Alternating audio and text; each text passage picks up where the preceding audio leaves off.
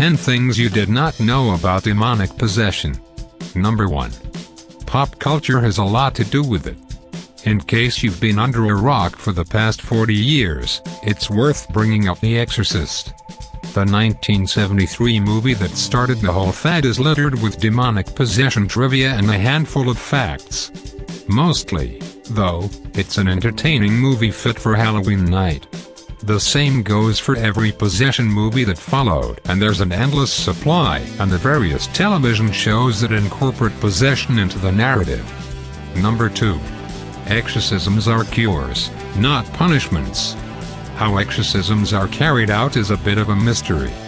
We know it involves heavy praying and most likely a dash of holy water, but the specific words spoken and items used are not readily available for public knowledge.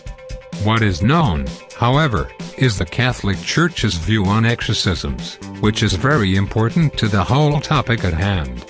Mainly because they view demonic possession as separate from the person being possessed. Number 3. There are many types of possession.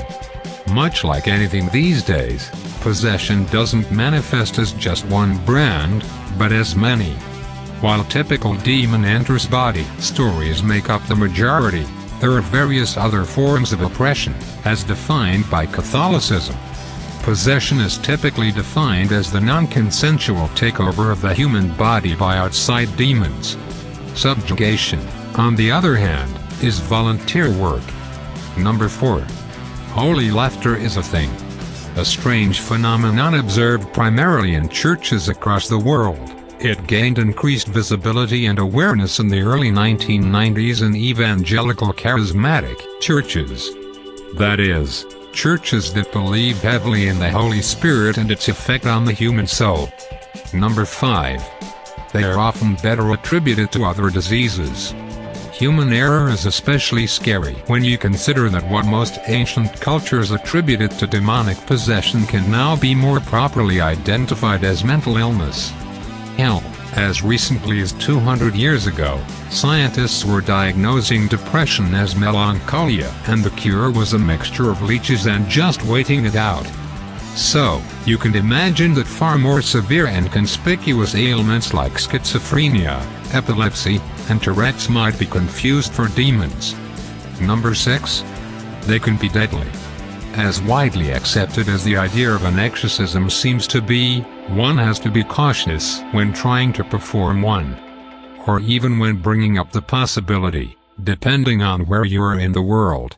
There are so many reports of amateur exorcisms being performed all across the world, oftentimes leading to severe injuries and, in the worst cases, death. Just in the United States, priests have beaten supposedly possessed people to death. A 17-year-old girl in New York suffocated her mother, and mental patients have been incorrectly diagnosed. Number 7. Pope John Paul II reportedly carried out exorcisms. Was there ever a pope so beloved as John Paul II?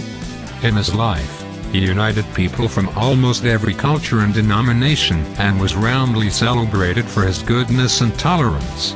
His funeral was probably bigger than every birthday you've ever had combined. He was a decent man, and spoke directly to the people in a language they could understand. Number 8. Mother Theresa was exorcised. Supposedly the holiest person in the land, even Mother Theresa wasn't immune to the tug of the demonic world, apparently. According to BBC, shortly before her death, Mother Theresa was the subject of an exorcism. Suffering from heart trouble, 87-year-old Mother Theresa was admitted to the hospital.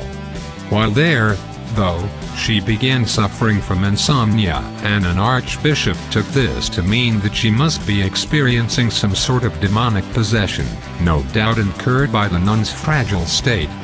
Number 9. It's doctor approved.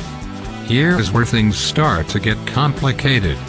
And here is where you may want to grab your crucifix if you're particularly superstitious or religious. In a 2016, that's this year, by the way, op-ed in the Washington Post, one Dr. Richard Gallagher wrote extensively on his experience as a clinical psychiatrist and exorcism consultant. He has received education from Princeton, Yale, and Columbia, and is board certified. Number 10. Almost every major culture has stories of spiritual possession.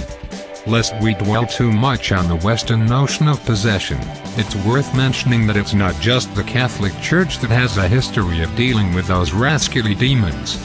Indeed, many Protestant faiths also buy into the demon theory. But beyond even that, almost every major culture, and, one presumes by proxy, every major religion has some account or story of spiritual possession.